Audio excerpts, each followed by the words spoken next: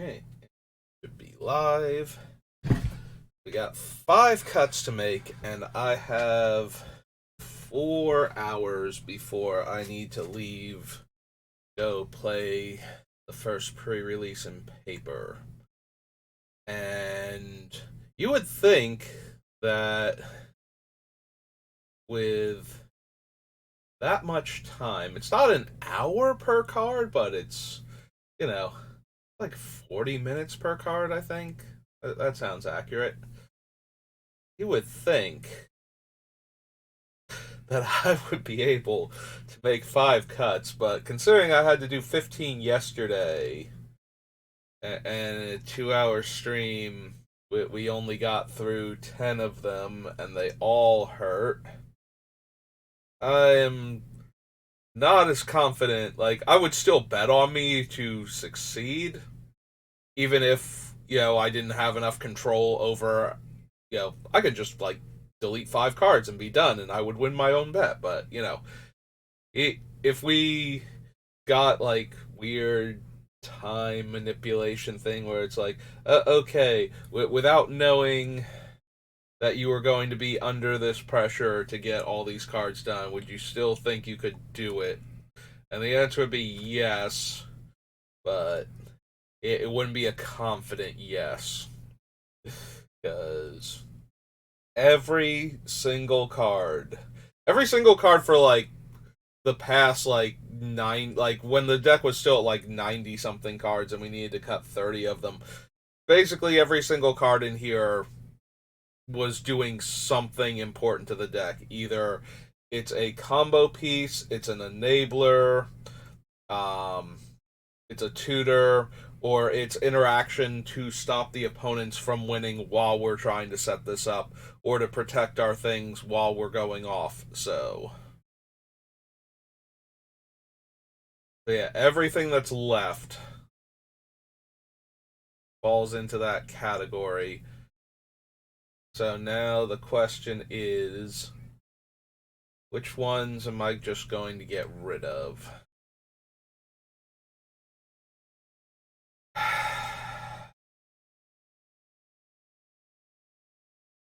We just get rid of the knight, the thing from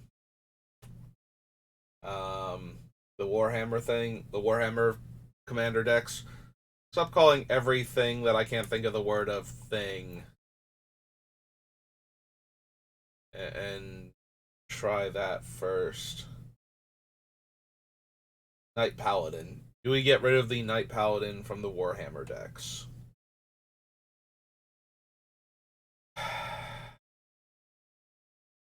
Don't want to. Alright. I'm thinking one more mana rock has to go. At least one more mana rock has to go. I'm thinking it's Skyclave Relic. It also might be Metalworker, but I'm thinking Skyclave Relic goes.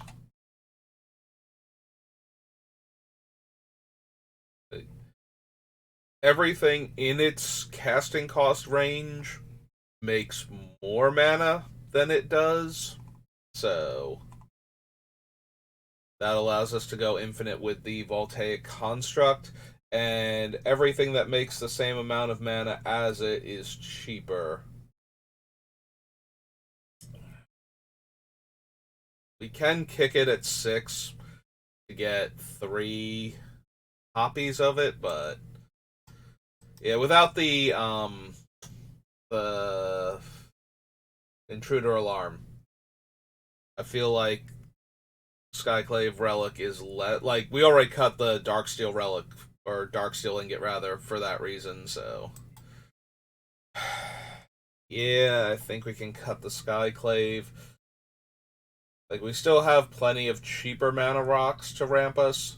I was originally considering cutting the Azorius Signet, but at 2 mana, I don't think we can afford to cut that one.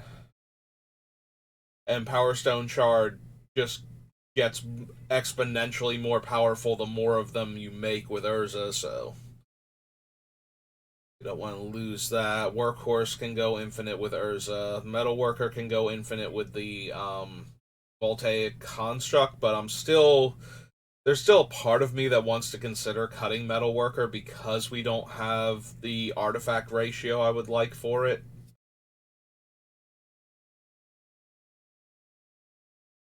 So are we gonna do that? I don't know. I think the Skyclave Relic, though, is one of the easier cuts to make, so let's go find it. Yep. Oh, hey, I spelled Skyclave wrong. Well, now it's been erased from existence, so it doesn't matter. 4 more cuts, and I have almost 4 hours left. Can we do it? Can I find the way to get this deck down to 60 spells? Under this enormous time crunch that I have.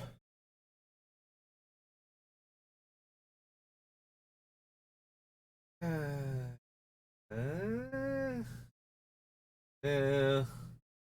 I got so many cards I'm keeping in because they go infinite with Voltaic Construct. I'm not misremembering, right? He is just 2 mana, untap an artifact. Like, I didn't put him in wrong. This would be hilarious if he's like 2 tap, untap target artifact, and he just doesn't work with the deck. Voltaic Construct. Nope, it's 2 mana, untap target artifact. Target artifact creature. Wow, I have been misreading him. Oh. Oh.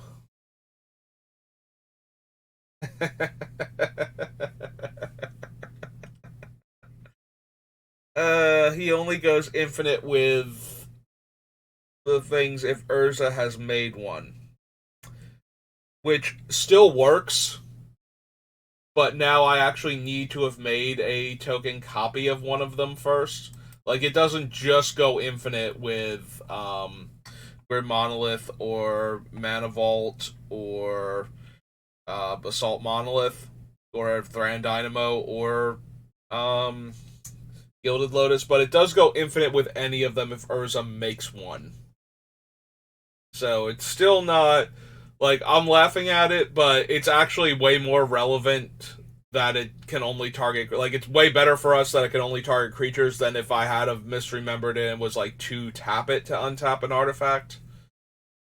Like, that would have actually been way more of a problem. The fact that it only works on artifact creatures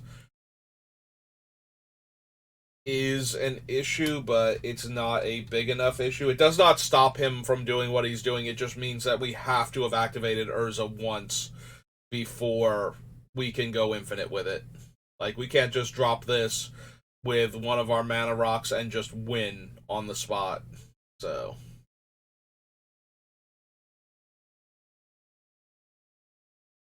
it will be important to have already made a copy of one of those things and untap with it before we cast Voltaic Construct, so that way the opponents don't know how desperately they need to kill the token creature or the Voltaic Construct. Well, we don't give them time to kill the Voltaic Construct. Obviously, if they can kill it, they will. Yeah, clear you off. Sorry, crossed you off the numbers. But yeah, no, that's actually pretty bad that I went that far without realizing. Like, I'm reading, it's like, there's gotta be something wrong. This thing should have torn up a format at some point in time.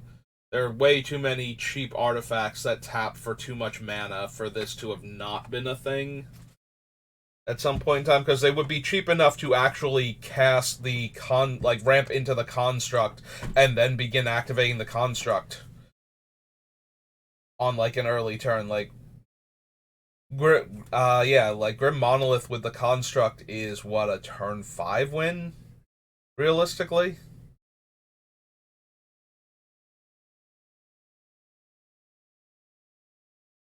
Turn 2, cast Grim Monolith. Turn 3, we have 3. No, be turn 4, right? Because when we're on 3 lands, we're 1 mana short of casting the construct and activating him in the same turn. So yeah. So turn 4 wins, and given the whole, you know, Splinter Twin, Pestermite combos. In Modern, you would think that there would be a similar thing that would have gone on and extended with the construct and the Grim Monolith or some, like, one of them had to have been legal at the same time. Might not have been Grim Monolith. Grim Monolith might have all either rotated out or been banned by the time Mirrodin came along. I forget how large the gap was in Extended. Because Extended was a rotating format, it just took forever for it to rotate. And it would remove, like, huge chunks of things. It was basically, like, Mega Standard, where it was, like, at the time it was created, was everything from, like, the current set backward, plus the dual lands, weirdly enough. Like, the duels from Revised were legal in Extended despite everything else, and then they eventually rotated out, but it was really weird that specifically the dual lands were allowed and nothing else from the before times.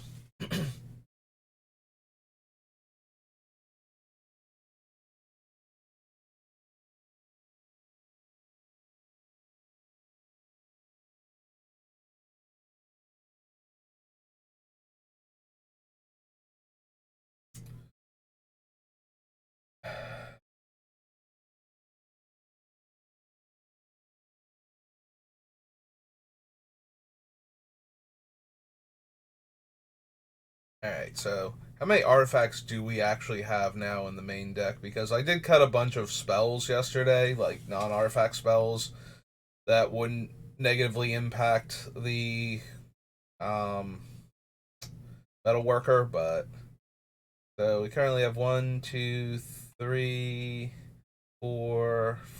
Nope, it's four. Nope. Four, five, six, seven, eight, nine. Well, he won't be in my hand if he's in play already. So 9 with the Thran Dynamo. 10, 11, 12. We'll count the 4 lands that we have at the end. 12, 13, 14, 15, 16, 17, 18, 19, 20, 21, 22, 23, 24, 25, 6, 7, 8, 29, 30, 31, 32, 33. So right now, if we cut 4 non-artifact spells, we would have 37 artifacts in our 100-card deck. So a little over a third of the deck still would be artifacts. So that's not quite bad enough yet to cut Metalworker. So he's 3 mana, so by the time we can cast him, we'll have drawn 10 cards. So in theory, we should have drawn approximately 3 artifacts by then on average. Like somewhere between 3 and 4 on average. So assuming that we haven't cast any of them before we play the Metalworker. The Metalworker would be 1, so we should have 2 still left, so the Metalworker would tap for 4, which is what he needs to do to go infinite with the Voltaic Construct.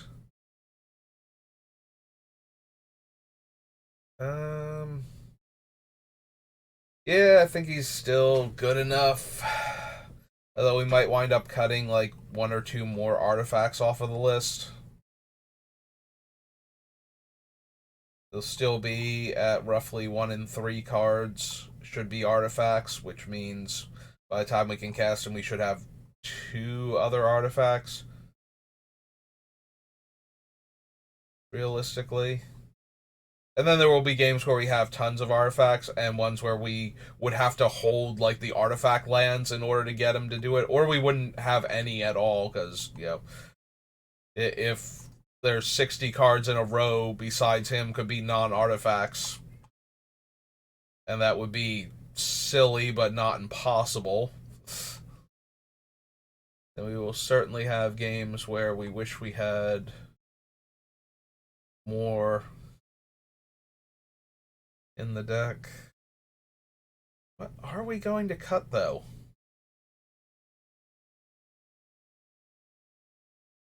Like, realistically, what is left that we can cut?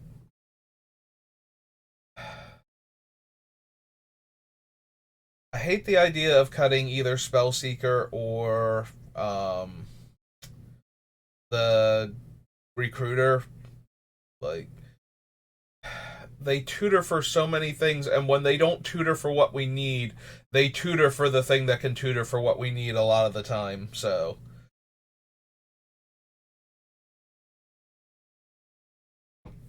In the most extreme cases, we can just chain them together, like, Recruiter can go get Spellseeker, can go get, um, Enlightened Tutor, can go get the artifact that we need that's not a creature.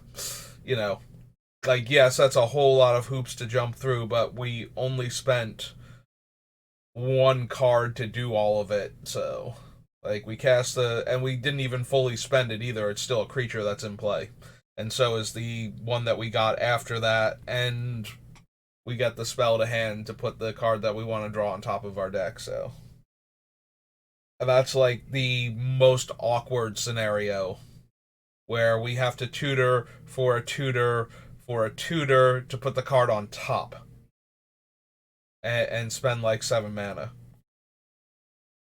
Like, that might be the most awkward way to have to try and win the game, but it's still a game that we win hypothetically there, so that's pretty okay, all things considered. Also, the versatility on them being able to get the various other things in our deck too. Yeah, we can go get like removal and counter spells and whatnot with the spell seeker, and we can go get like mana ramp or one of our win cons by getting like tribute mage with the recruiter. Like, the recruiter can go get tribute mage, can go tutor for one of our other things too. So, but it can help us by getting us more mana. It can help us by getting us more like one of our combo pieces, and it can help us by getting things that hold off the opponent or can be used as removal. Like, we can go tutor for any of the 0/0 artifact creatures too. So we can go get Mindless Automaton to draw cards, or Walking Ballista to shoot utility creatures with. So we have a lot of versatility in the tutors, but the problem is that then I have to cut things that I would want to tutor for. Like, that's kind of where we're at. If I don't cut the tutors, I'm cutting things I want to tutor for, and we did cut Idyllic Tutor, right? Since we went down lower on the. Oh, no, we didn't. Right, because it still gets like two cards that help us win the game almost almost immediately. Like, getting Urza from 6 to 4 is such a huge deal, and it tutors for the aura that I kept forgetting about because I have it listed as an aura and not an enchant, so I couldn't search for it before. Right, so it still gets power artifact.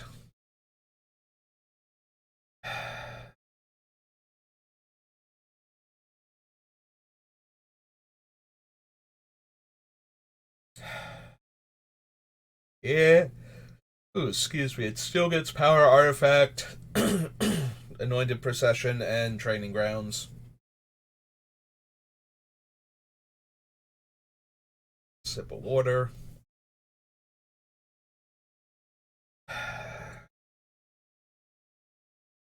Ezra tutors for almost everything in the deck.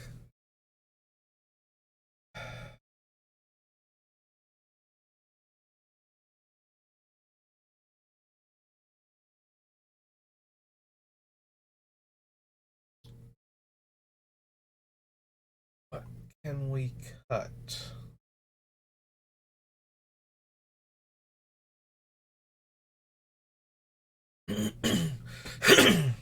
Right now, liquid metal coating might be one of the worst cards in our deck. It does still do so many good things with Urza specifically by letting us copy things that we couldn't otherwise copy.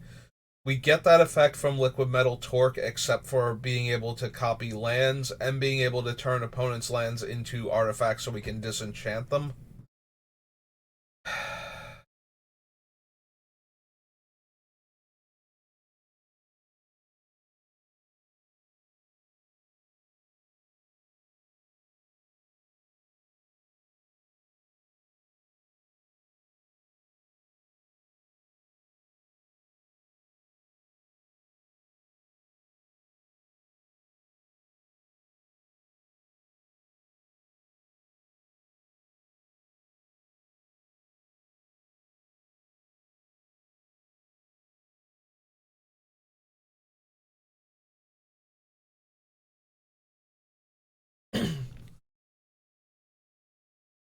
Do we cut Grand Crescendo?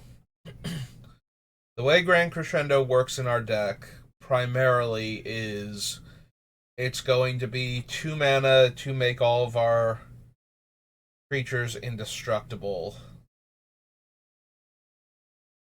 So its primary purpose is to counter wrath effects.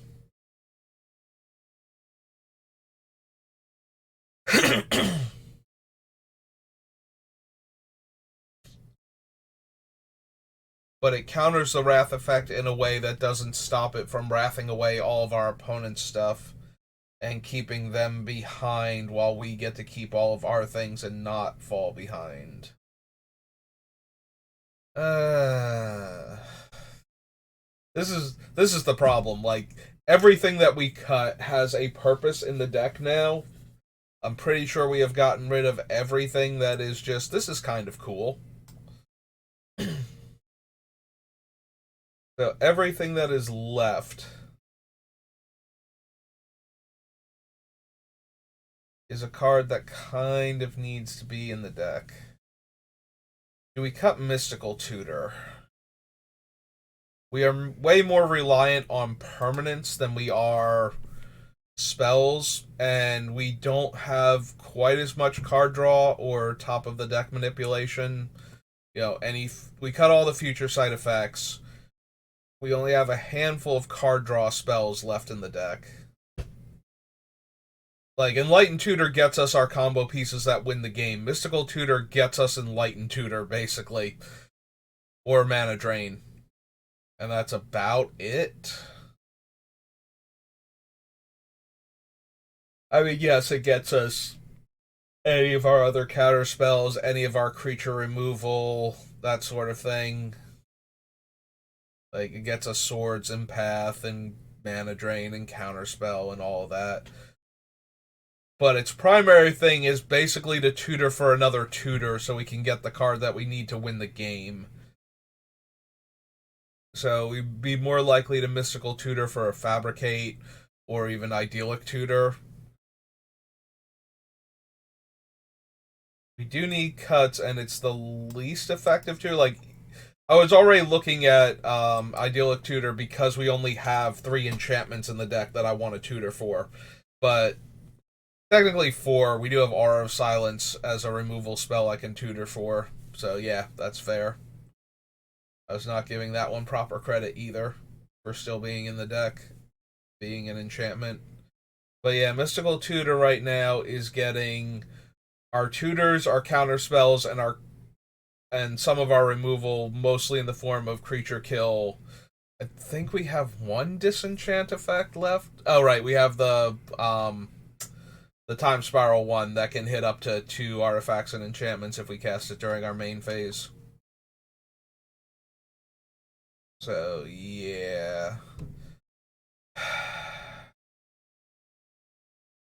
Much as I hate cutting it, its primary purpose is to tutor for other tutors that I wish I had that I wish I had drawn instead of it, basically. So that's true. It can tutor for our wraths in addition to our targeted creature removal, but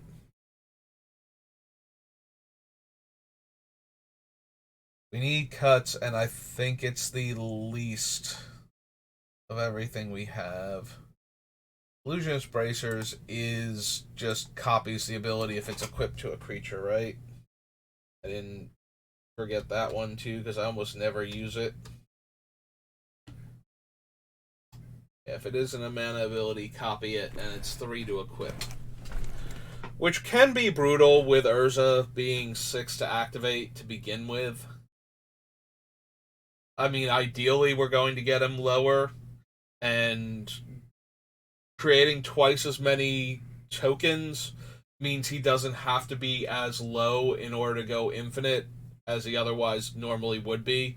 Like, getting him to 4 lets him go infinite with a couple of our things. So if he's making twice as many artifacts or artifact creature tokens as normal. So basically, the Illusionist Bracers is serving as a backup Anointed Procession, which maybe means the Illusionist Bracers could be tagged out for the Dominus if we wanted to. But like that might be the thing to get the Dominus into the deck, but I don't think we should be cutting Illusionist Bracers right now.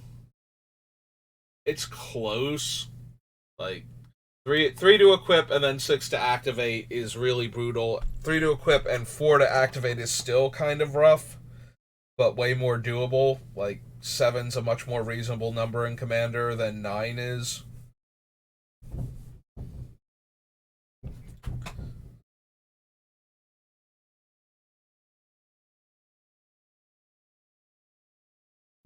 And we do kind of have to do it like basically all in the one turn.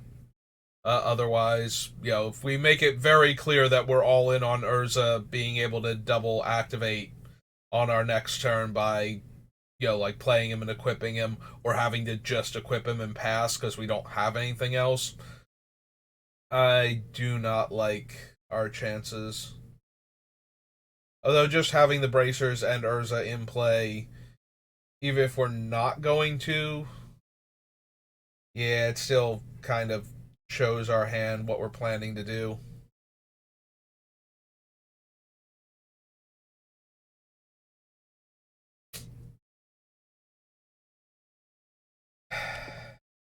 Well, we're in real danger. Well, we basically have 2 cards off the list. Like I can go up here, put it down to 63, and bump the Mystical Tutor off because I'm pretty sure that's just where we're at right now.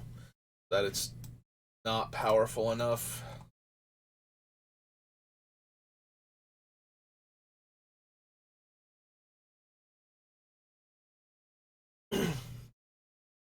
It might be Grand Crescendo. I love what it can do for us, but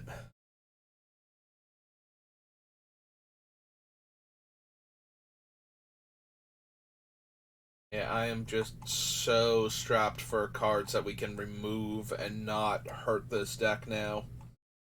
Like everything we take out is taking away another useful option or tool from it, or reducing the redundancy on effects that we really kind of need.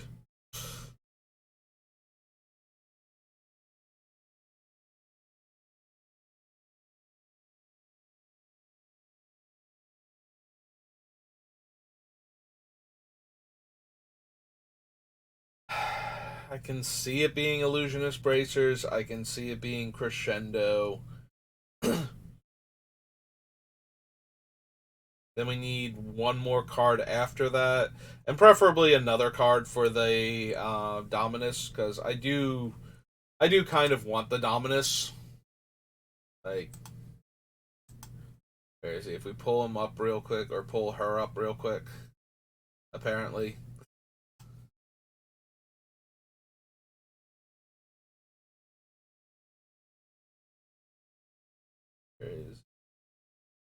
There she is. Mondrak Glory Dominus.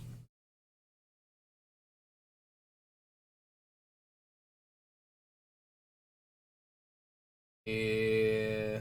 The only real downside to her is that she's legendary, so that makes it harder to make a second one of her, which with Anointed is something we would like to do with Anointed Procession, but it's not necessary a lot of the time. Although it does make going infinite easier if you can do that.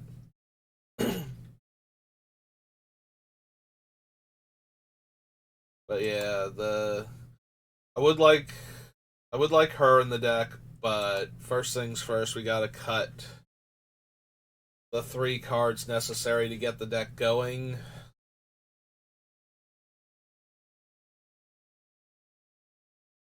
The other thing is that despite being a horrifying Phyrexian monstrosity that used to be an inert building or land, like, you know, highly visible landmark of some kind, she is not an artifact.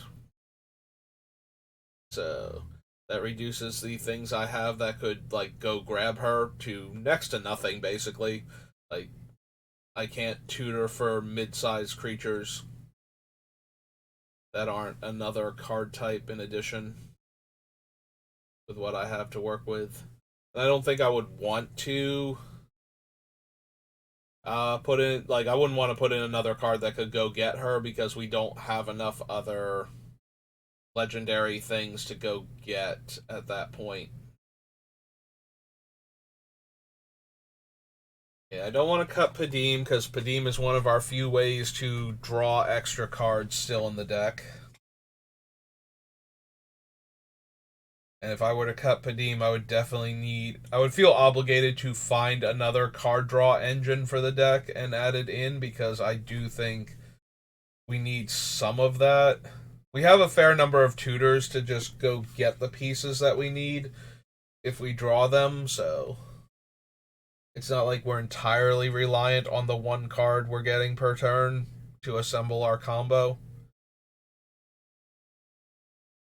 But we've cut like 2 tutors now from the deck, I think, and I don't want to cut any more because I want to make sure that if we can't draw the thing that we need, we can draw something that can go get it for us a fair amount of the time.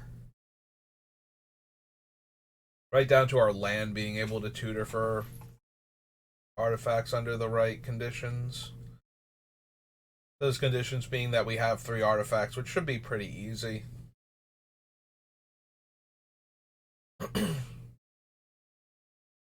Like, if we don't have 3 artifacts, chances are being able to tutor for one of them wasn't going to win us the game to begin with.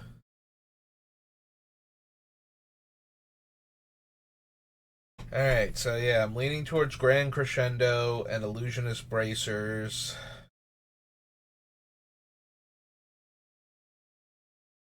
Yeah, Night Paladin's too easy to just win the game with when things are going our way.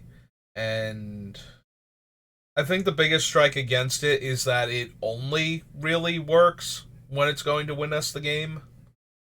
Like, I do not want to spend 5 mana on a 6/6 crew 1 vehicle that deals 4 damage to each of our opponents. Like, the natural state of Night Paladin is terrible, but it's very easy to win with one in play.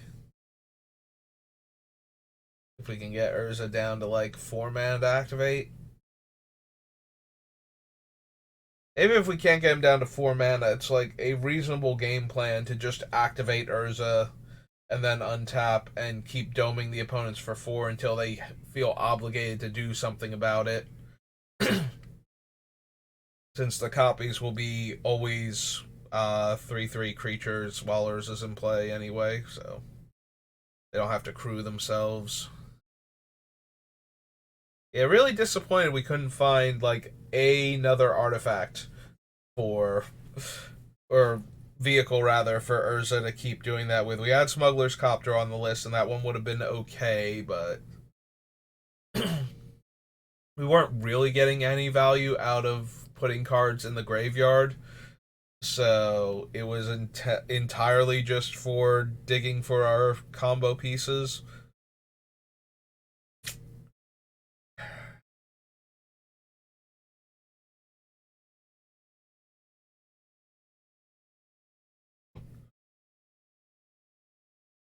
Mm. Yeah, I think we're gonna have to go down to just the flawless maneuver as our oh hey our board's indestructible. Guess that wrath wrecks everybody who's not me.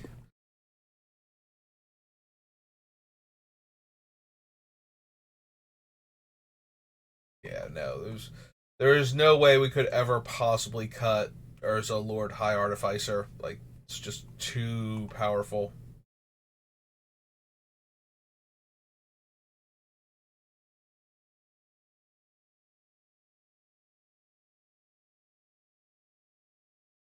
Prince of Krug, offer you can't refuse.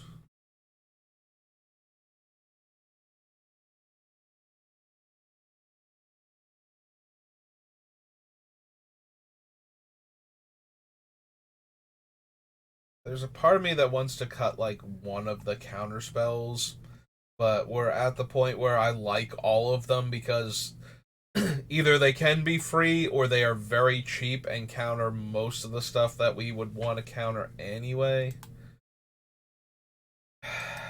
Yeah, it's just so expensive to activate Urza to begin with sometimes in order to get this ball rolling. So, also, unlike almost every other artifact we have, the bracers are a terrible target for Urza in that they are basically just 1/1s with no game text that are getting Urza's buff after that. That's true of Swiftfoot Boots and Lightning Greaves also, but the Greaves and Boots have the added utility of if we copy the Power Stone shard, we can then, especially with the Greaves, we can put the equipment on the creature version and tap it for mana to help activate Urza again. And if we have enough mana to do that multiple times, we will actually start generating mana instead of losing it. Like we lose a little less each time we make another Power Stone because now you spend 6 mana, you make the first one, it taps for 2. So you spend 6 mana to make the second one, that one taps for 3, and now the other two also tap for 3. So you do have to kind of turn cycle a couple times to get that going. But once you get to that point, if you make another one, it actually becomes really easy to move like Lightning Greaves over to the new one, tap it for enough mana to activate Urza again, move the Greaves. Eventually, you will just be able to generate infinite on them. And once you have enough mana, once you're generating enough mana to activate Urza twice and get 2 copies that way, then you're infinite anyway. Like you can activate Urza as many times. Once you start making more than it costs to activate him, you can make as much mana as you want and do whatever with him. But yeah, so Boots is a bit worse for that because it costs you a mana every time you want to move it. So it takes way more mana to actually pull that off. But Greaves just starts spitting out ones after, like if you make 2 of them and then you actually get to untap with the 2 of them, you probably can go infinite from there with Lightning Greaves.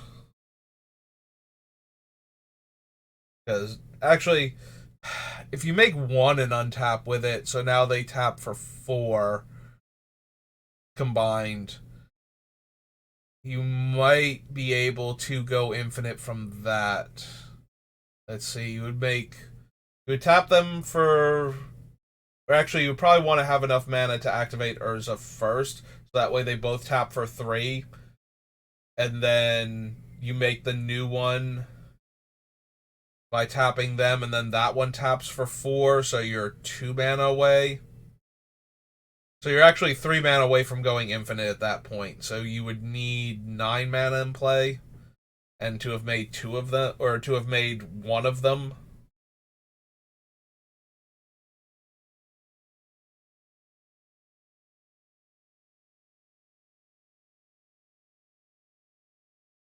Yeah, something like that. Math might be a little bit off, but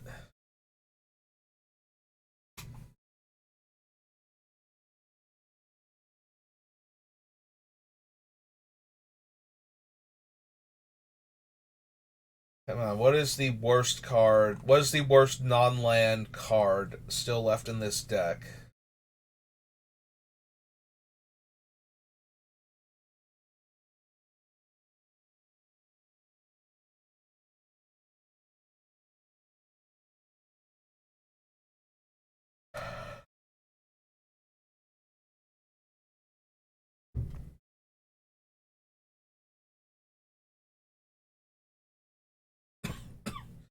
Excuse me.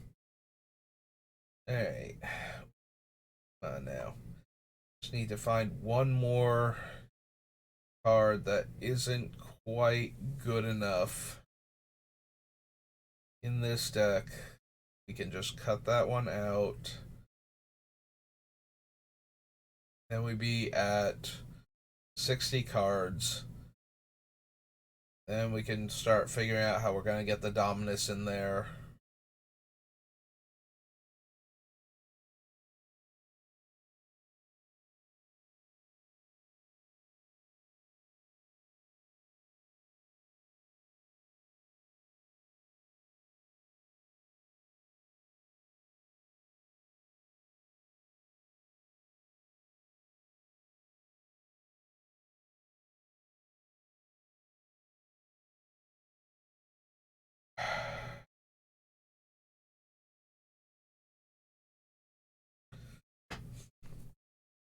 So the biggest reason to run Karn in the deck is if one of my combo pieces gets exiled, he can get it back. That is his primary reason for going into the deck.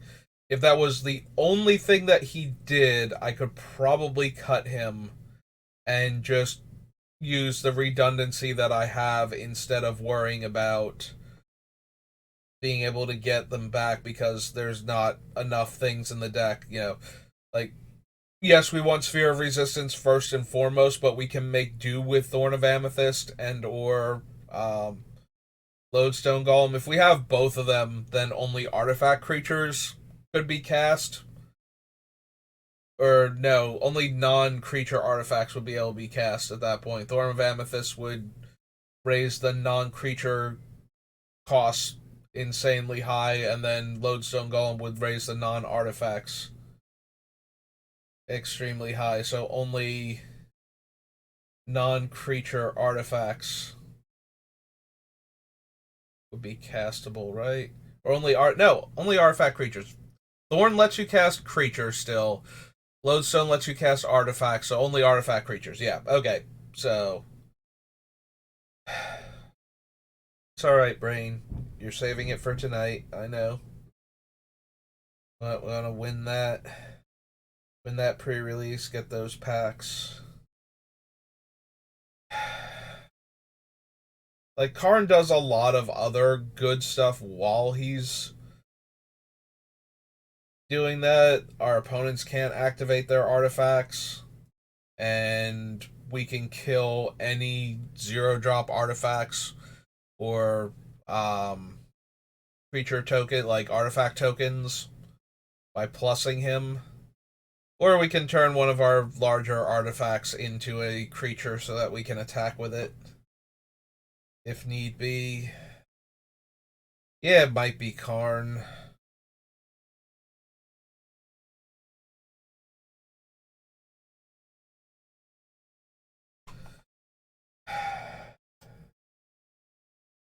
Alright. Let's take him off of the list.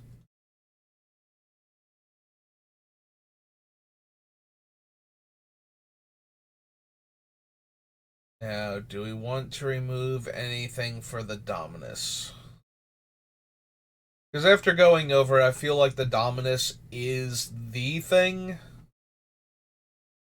from All Will Be One to add into the deck. Like, yeah, Elish Norn is cool, but we don't have enough comes into play effects that I would desperately want to double up on them. So it's more about shutting off the opponent's comes into play abilities, and while I love doing that, and I would very seriously consider running Norn just to do that, she's not helping the deck enough, and we're already like struggling to find cuts to make room for cards that have a larger impact in the deck than the ones that we're running. Like the Dominus though, Modrak or whatever her name was, Mondrak. Right, we can get rid of that. I just noticed that was still at the bottom. Mondrak functions as another anointed procession, and if we are making two creatures every time we activate Urza, I think that's just so much better. Like, they don't even have to have comes into play abilities. It's just that if activating Urza is cheap enough and we get twice as many tokens, we go infinite that much easier. So that is, we are trying to go infinite with Urza. We are trying to let him just keep making stuff until everybody is dead. So Mondrak here, Mondrak does enough even if we can't clone her effectively, since she'll be legendary and we did not leave in anything that could get around that.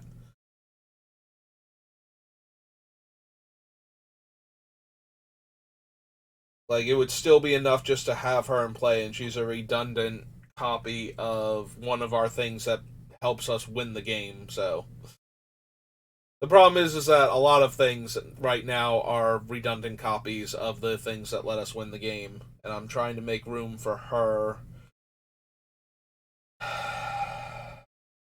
Yeah, we're not cutting either of these two. I don't think.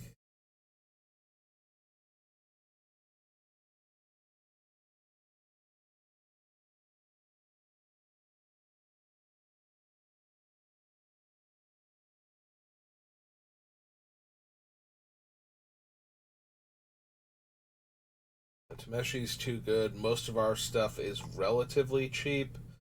Same thing with Dance of the Mance. Even if we don't want to animate them, get back plenty of things with converter mana cost. Yeah, 5 or less without having to animate them if we don't want to. Like that gets back basically everything except for the Meteor Golem and the Spine, I think. And like, oh, and Workhorse, because Workhorse is 6. I think that might be it. Oh, Mere Battlesphere. We're up to 4 cards I don't get back if I do it that way. Do I hear 5?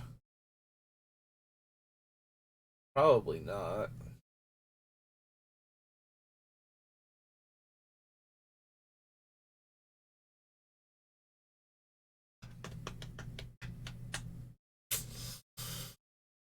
What are we going to cut in order to get Mondrak in here? Because I think these are going to be the 3 cards, and I'm sad about all of them because I really like them in the deck, but I think they are the 3 weakest cards for what we're trying to do.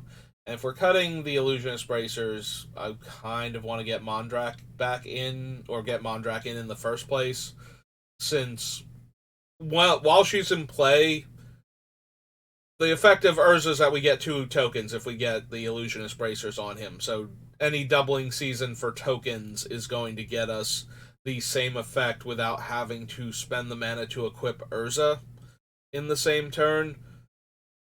So if Mondrak's already out and we manage to cast Urza and activate him in the same turn for like the 9 mana that would cost, then we did it. Probably.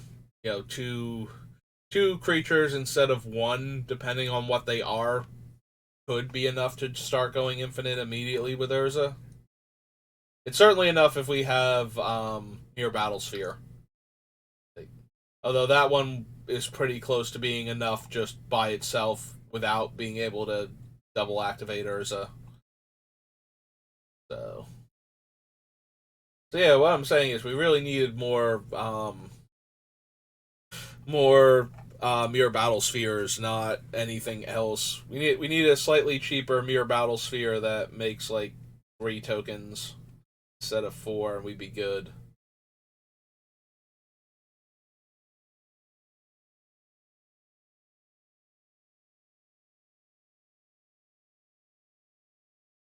Right, now I'm trying to think. Is there anything that actually makes three artifact creature tokens? There's nothing from Kaladesh or whatnot that would do that.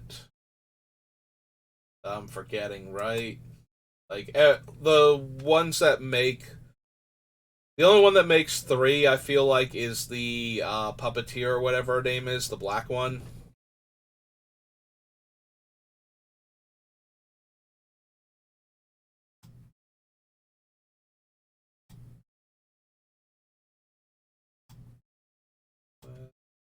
Red, green,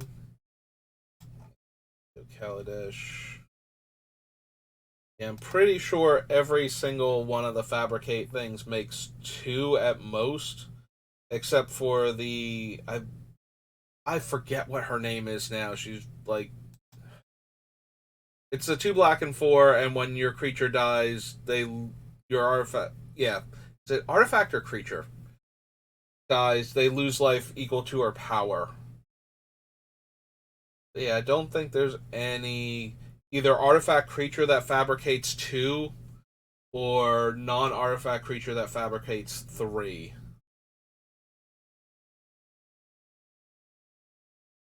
Because either one of those would actually work super well with what we're doing, and I don't think that the hypothetical card that would make three artifact tokens for me real quick actually exists in white blue. There are definitely several green cards that would do something close enough.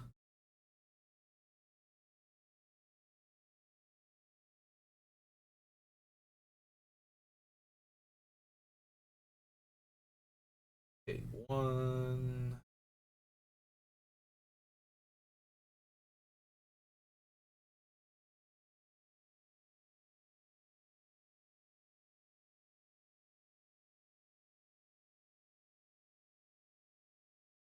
Yeah, it does not look like it. I didn't think there was, but I wanted to double check, make sure I'm not forgetting something, or that I like crossed it off of the list without giving it proper consideration for what it could do in this deck. Yeah, Visionary Augmenter comes close by making two, and then there's like the one. I think there's actually like two of them in blue that can make Thopters, but they're not themselves artifact creatures, and um, they wouldn't work then with what I'm trying to accomplish because I wouldn't be able to keep cloning them.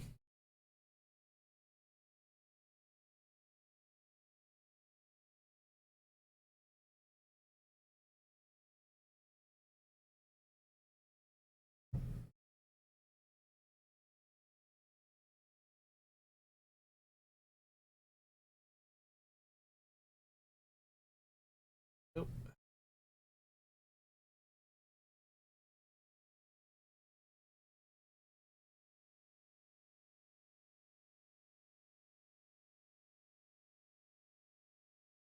Maybe the one blue creature I'm thinking of is actually from one of the M sets instead. It's like a 5 mana 0/3 flyer or something that makes two 1/1 flyers.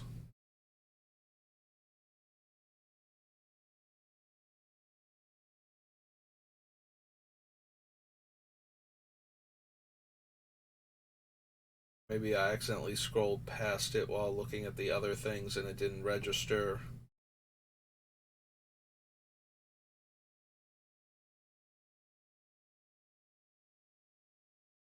Yeah, sorry, Trophy Mage.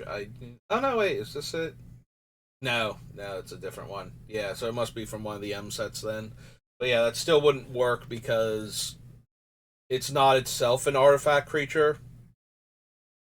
So the mere battle sphere making five artifacts makes it super easy to go infinite with Urza and either Ironworks or Ashnod's Altar, since you can get upwards of 10 mana.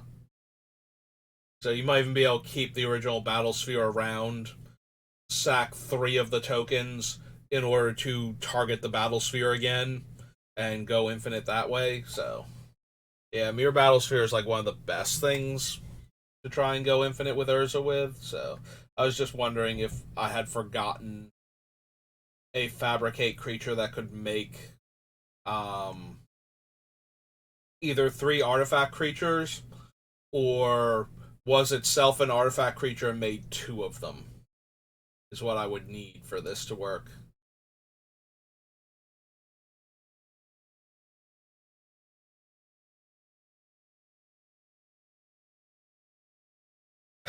Alright, so technically we're done. If I do want to find a spot for Modrak. Excuse me. Just need to stretch a bit, but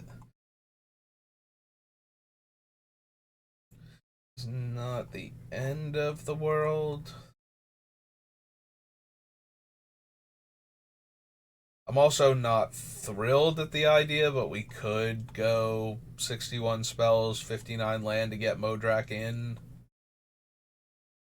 Because we do have a ton of cheap artifact mana production to lean on, so it's not unreasonable.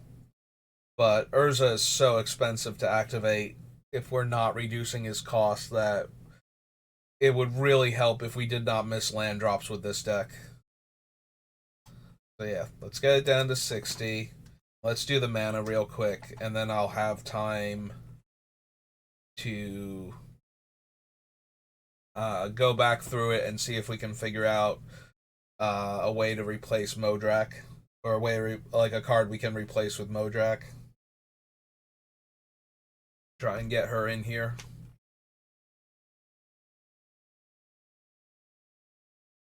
So let's see.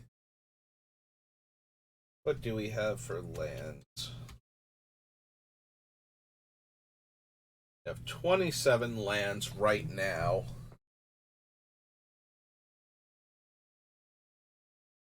So 27 land.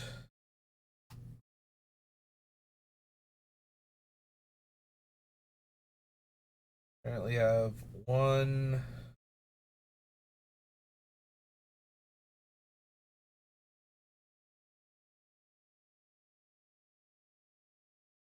Seal Azorius Chancery is 2.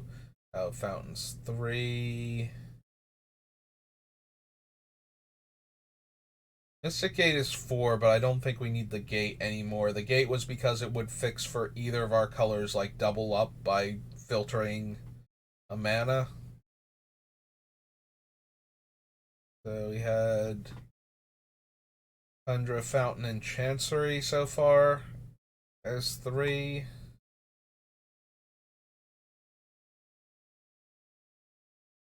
Prairie Stream is 4. Irrigated Farmland is 5. Floodplain is 6.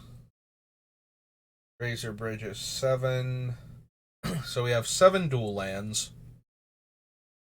Yeah, I think we can take the Mystic Gate out.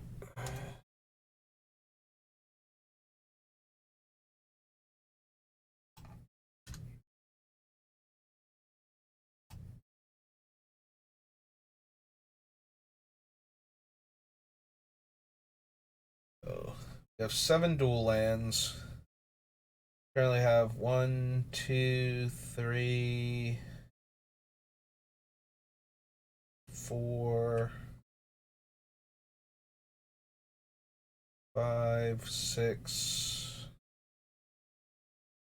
7, 8, 9. Currently have 10 lands that tap for colorless out of our 40. So we have a dead even split on blue and white sources right now with the 2 artifact lands, all of the fetches, and all of our dual lands. Like there's no random white or blue utility land that we're running, so with 26, that leaves us 14 land slots. Is there any reason to go higher on blue or higher on white?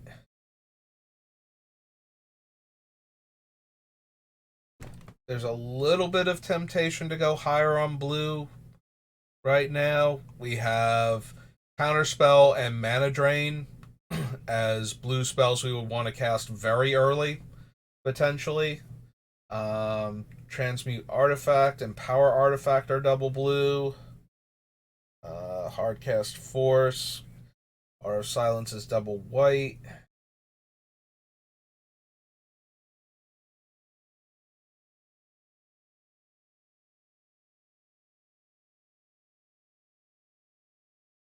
Hour of Reckoning is triple white.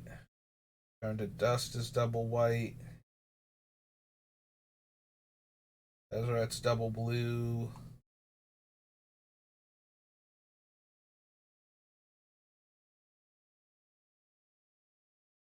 Nope, single blue on both of those, like both the regular and the overload.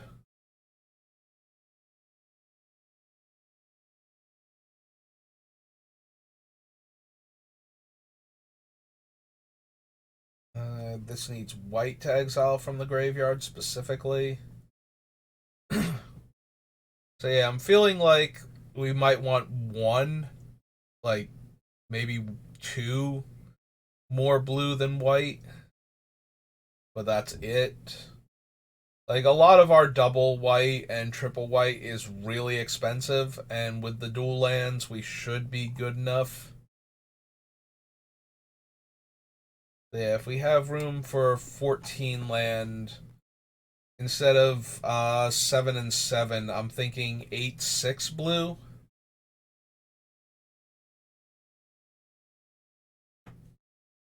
Just to give us a little more blue in the early game for like potential untapped blue mana sources in the early game for Counterspell and Mana Drain. So yeah, so if we're doing 6 planes and 8 islands.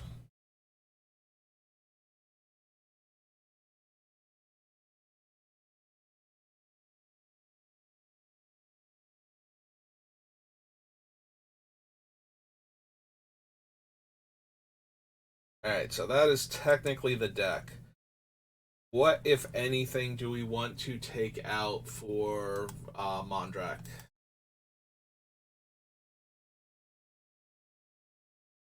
Because I would like to get her in this deck if possible.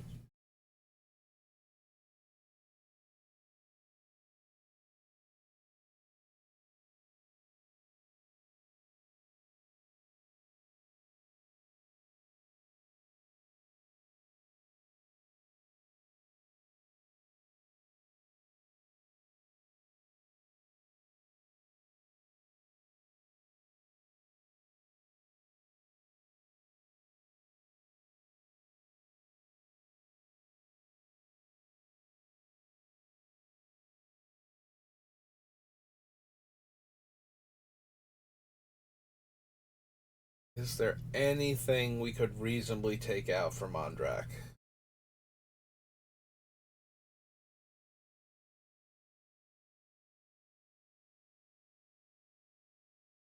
Not actually looking super great, or if I'm being honest.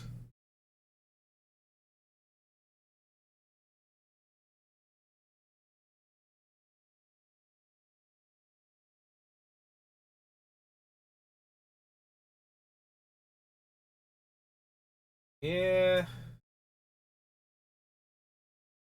yeah, pulling something out for her seems really, really difficult.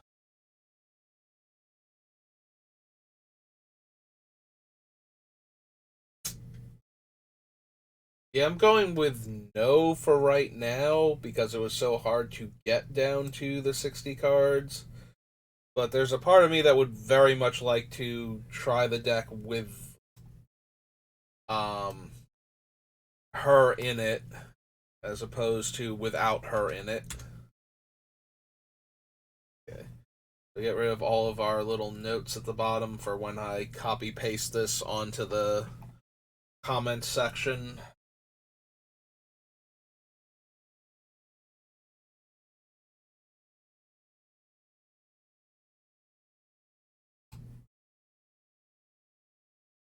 Alright, so I know this deck is like super insanely expensive. So a couple of things.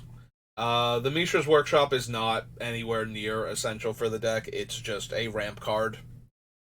Like, it's a very powerful ramp card, but you don't need it. Like, this deck does not need that to work. Power Artifact and Transmute Artifact are... So there's no substitute for Power Artifact. But this thing is like $600 or $700, some stupid number like that.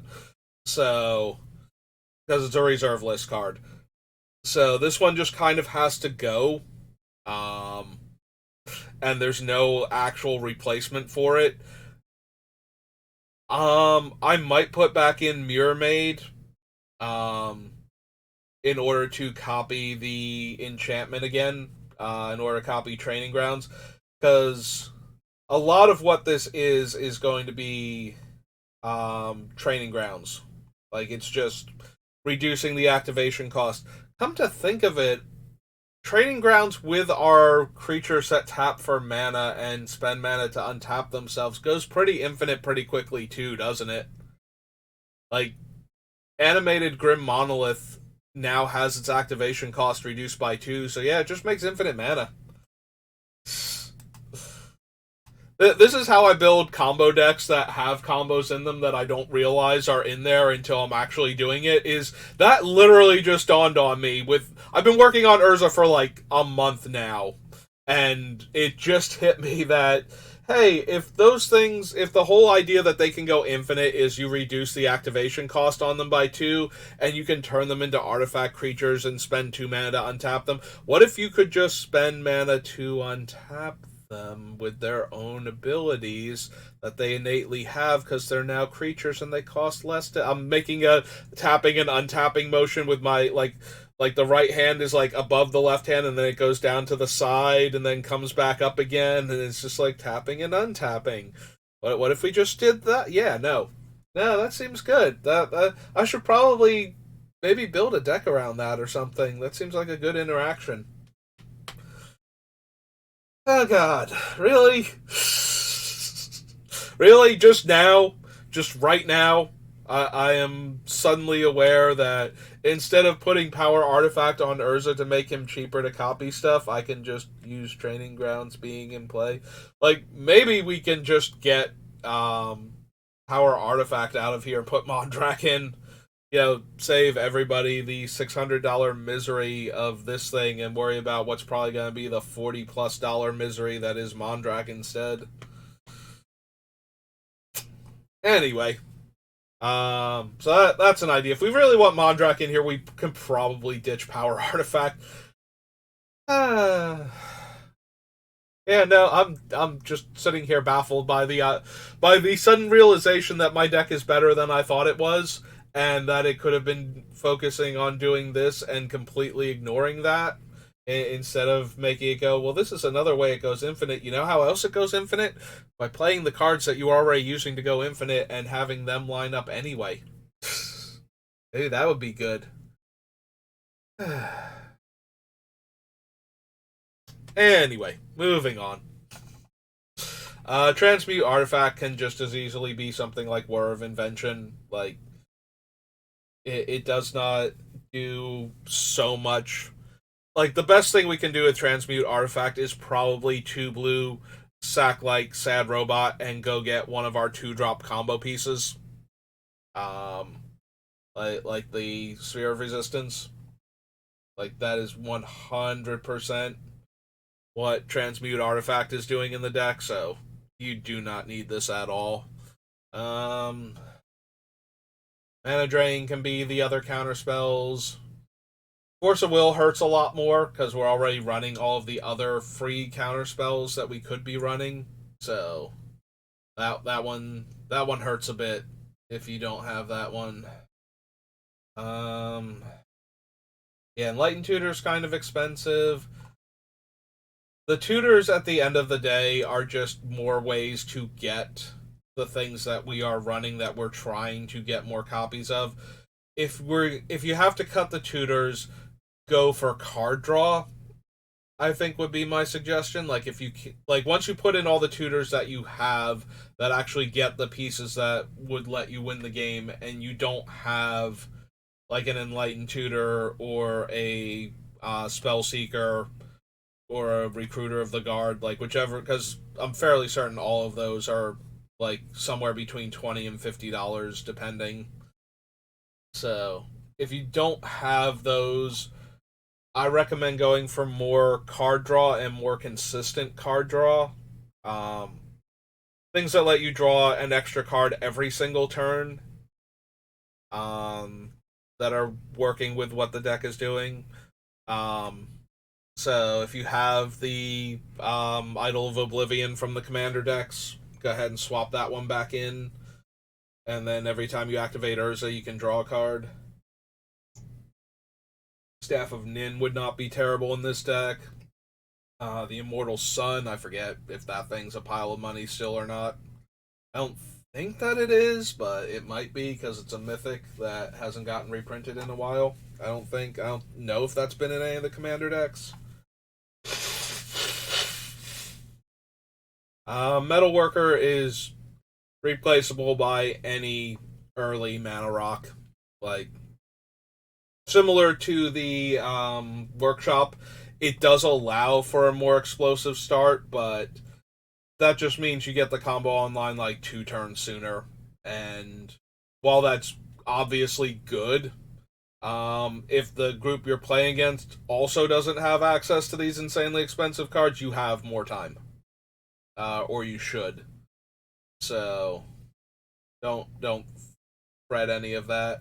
Um, yeah, fetch lands just become regular lands at that point. You can afford to run more duels, um, more of like the common duels or whatnot. Should probably go in your deck. In addition to the ones I'm running, like we didn't put the Dominaria, United one in, so that can go in the white blue one. And then you can run a bunch of duels that aren't basic land types at that point, in order to fill out your mana base. So yeah, replace, because every one of these, when you have all of the dual lands, is just a dual land at that point. Like, yes, Floodstrand can get white and blue, but if Polluted Delta goes and gets Tundra or Hallowed Fountain or Irrigated Farmlands, then it's tutored for a white source in addition to a blue source. So, and the same is true for every single other one of them that we're running. So, um, again, the top goes down a little bit in value at that point. What else is obscenely expensive that I'm aware of?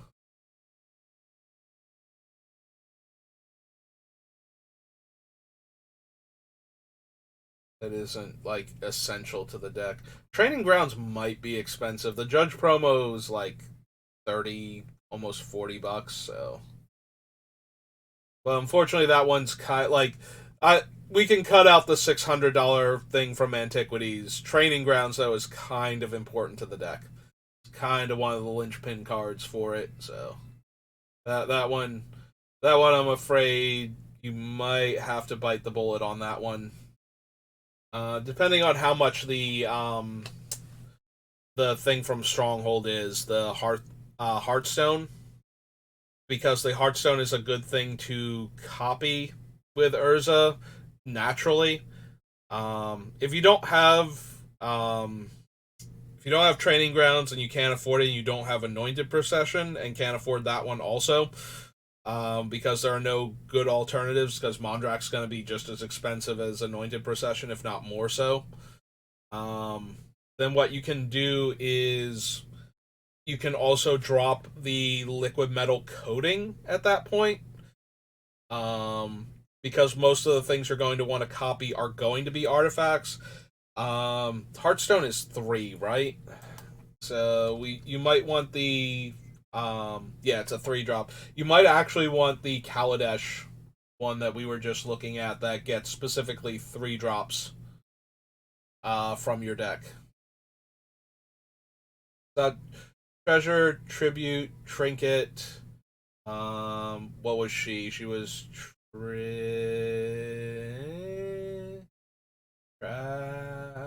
tra. Yeah, no, not gonna think of it, but yeah. So it's basically you would be able to get that, and you would be able to get Rings of Bright Earth also with her. So that'll help get your other things that can get your combo going if you don't have access to them. What else is like super crazy expensive that I'm aware of?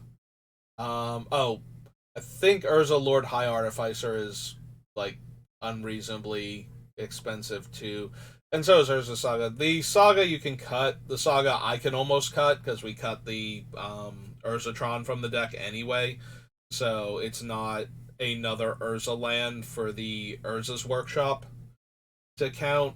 It does get our Soul Ring though, and some of our other cheap mana rocks. So I'm gonna leave it in for right now. But Urza Saga is not anything close to essential for this deck.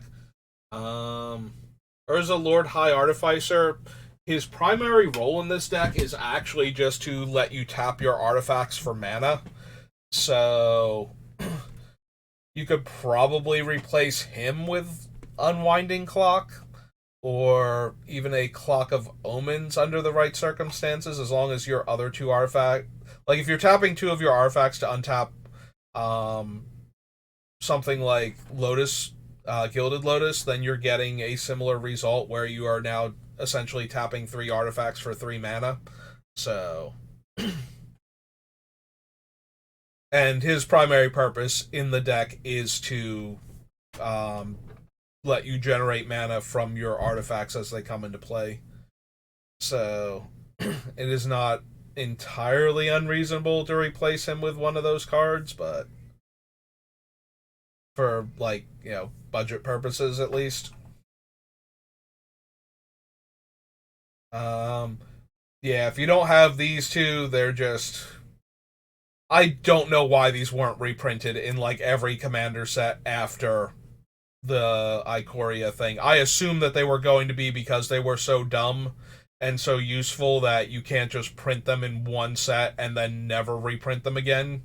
And they did that, and now they're like Flawless Maneuver is something like $60, and Fierce Guardianship is like almost 80. So yeah, that was a big old whoopsie from Watsy on that one. Really should have done that. And of course, Mana Crypt you just replace with other whatever the cheaper mana rocks that you can get. So that way you're ramping early. But yeah, that's going to be the deck. I think if I really wanted to get Mondrak into the deck, it would be Power Artifact. Like when the set comes out, whenever I like look through my decks and pick out cards that I want to put in there and then start looking for things to take out, I think Power Artifact would be the card for Mondrak. I'm not gonna put her on the list yet, but yeah, that would be how I would get her into the deck. I think Power Artifact is not actually as good as I thought it was in the deck, considering that making I still can't believe I figured that out after the deck was made, and as I'm like trying to figure out a way to get Mondrak into the deck, it's just like, oh, by the way, just so you know, there was a completely different hidden infinite combo in this deck that I never touched on, but it's been there the whole time. You just never noticed it, and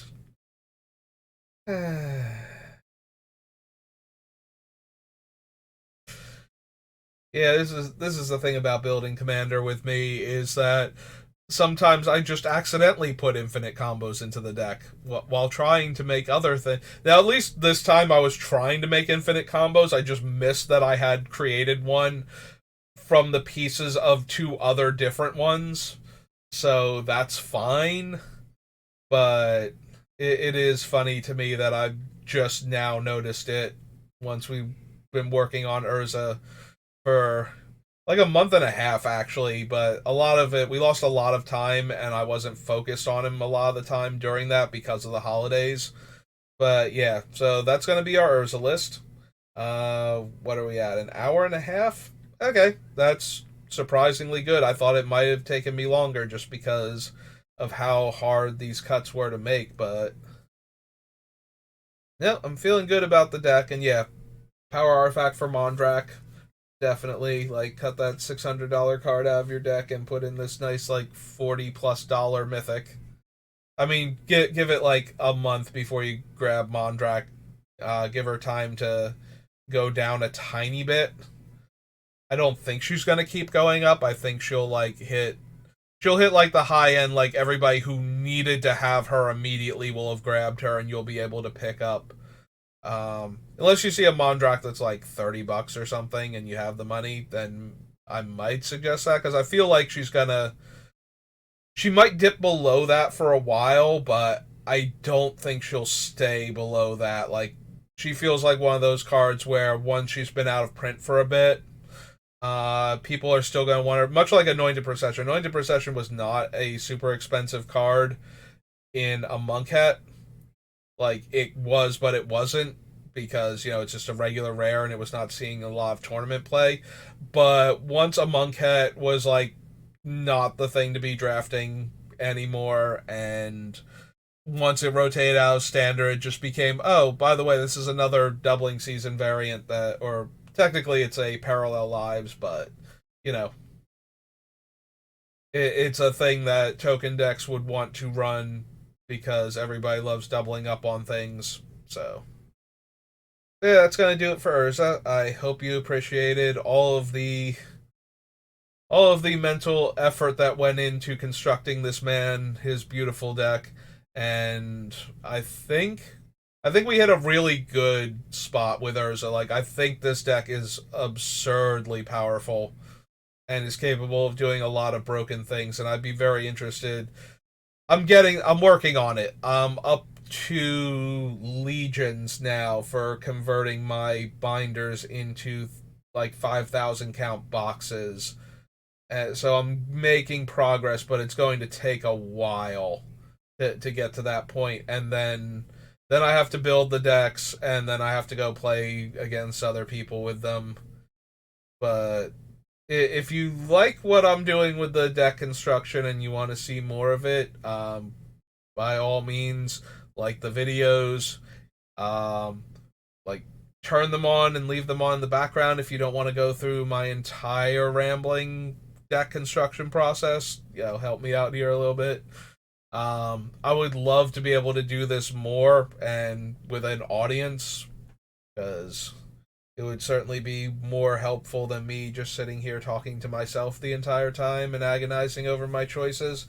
Because I have a lot to say about Magic and I have no problem talking about it for hours on end, but I do have to do things like go to work. So I would love, though, for this to become a thing that I do, and I've been having a lot of fun. I was going to build decks, like hypothetical decks anyway, to see if I wanted to build them IRL, so I just figured that this is my niche. This is what I can do, and it's one of the few things that has not fought me tooth and nail to get onto this channel. Like, I would like to do other stuff, but it doesn't help if I can't capture um like gameplay from my tablet and whatnot. Anyway, so yeah, if you actually enjoyed this, by all means like it and give me a follow if you want to see more decks. I'm not 100% sure what we're going to be building next. Part of me really wants to just build Elish Norn to spite Sheldon from the Rules Committee, but there's a bunch of other fun and interesting legendary creatures that we could also build around. So maybe one of them. I'll think about it while I'm playing the new set this weekend. If you're going to the pre-release, I hope you have a good one, and I hope you do well. I do have my pre-release prep video where I go over all of the instance flash spells and wraths in the set, um, which are the things that tend to, if you don't know they're coming, if you don't know what your opponent can do about what you've done already, then that's how you lose most limited games, I feel like, is when you don't know what their thing could possibly be. You don't know if they have 2 mana and they're attacking with their creatures, like, which combat tricks do they have? What can they actually do in the middle of combat? Because if you know what they can do, then you know how to play around it. And if you don't know what they can do, then you walk into it and you wind up losing games that you could have won. So, and the same is true for Wraths. Like, you need to know what you're overextending into and how you would beat it if they played it. Like, as opposed to, I'm just going to play all of my creatures and hope that nothing absolutely awful happens. And then you find out that the Wanderer is a card in this set, and oh my god, is she not beatable if you've just lost all of your creatures? where are you at? Is she under E for Eternal Wanderer? Yeah, there she is. She's really dumb. Hey, well, that's gonna do it for me for today, though. So I'm gonna go take a bit of a break and then get ready to go to the Friday night sealed deck, and I'm looking forward to this. I love pre-releases. I love new sets, and I love playing limited. So, two things I love most about every new set is playing in limited and figuring out what cards are going into my commander decks from the new set and how much fun I'm going to have playing with them. So, good luck to all of you, and I will see you next time. Have a good rest of your day.